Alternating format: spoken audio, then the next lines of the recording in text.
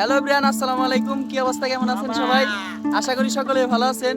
তো আমাদের ভালোবাসার মানুষ যারা আছেন তাদেরকে জানাই আমার অন্তরস্থল থেকে মোবারকবাদ।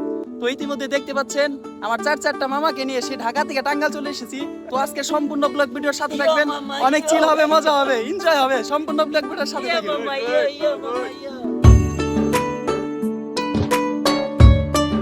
তো ভ্রমণের শুরুতেই আমরা রওনা দিয়ে দিলাম ঢাকা থেকে টাঙ্গাইলের উদ্দেশ্যে।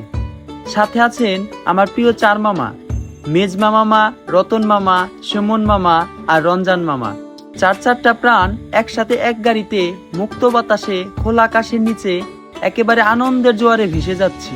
গাড়ি চলতে চলতে সবাই মিলে গেয়ে উঠলাম গান, হাসি, মজা, ঠাট্টা, গল্প আর সব মিলে এক দুর্দান্ত মুহূর্ত।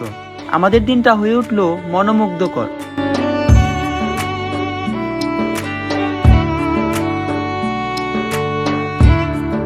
টাঙ্গাইলে এসে প্রথমেই মামাদের নিয়ে গেলাম সেই ঐতিহাসিক এলাসিন ব্রিজ ঘাটে। পরন্ত বিকেলে আলোর নদীর পার মামাদের মুখে ফুটে উঠল এক অপরূপ খুশির হাসি।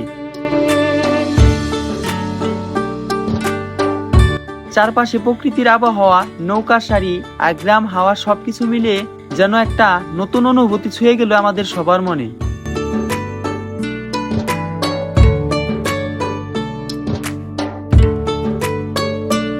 তারপর আমরা চলে গেলাম আটিয়া মসজিদে, সেই মসজিদ যেটার ছবি আছে 10 টাকার নোটে।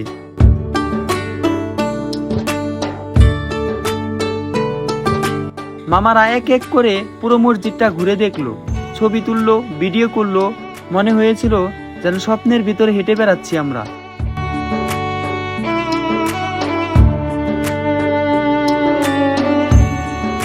পুরোনো দিনের শৈশব স্মৃতি যেন হুট করে ফিরে এলো।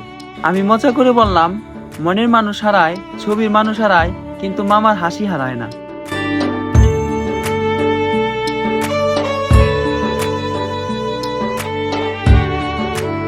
এভাবে খুশির মুহূর্তে তারা যেন পুরোপুরি ডুবে গেল।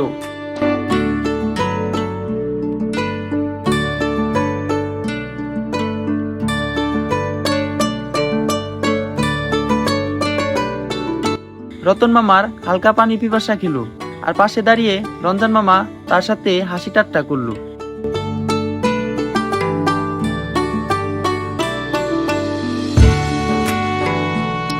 এমনকি এক পর্যায়ে ওনারা বিজ্ঞানীর মতো হয়ে মসজিদের নকশা নিয়ে গবেষণা শুরু করলো।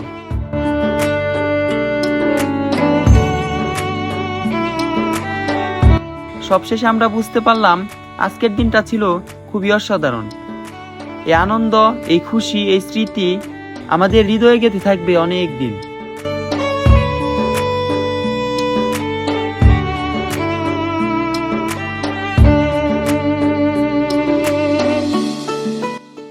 তো বন্ধুরা, ঘুরতে ঘুরতে প্রায় আজকে আমাদের ভ্রমণ গল্প শেষের দিকে।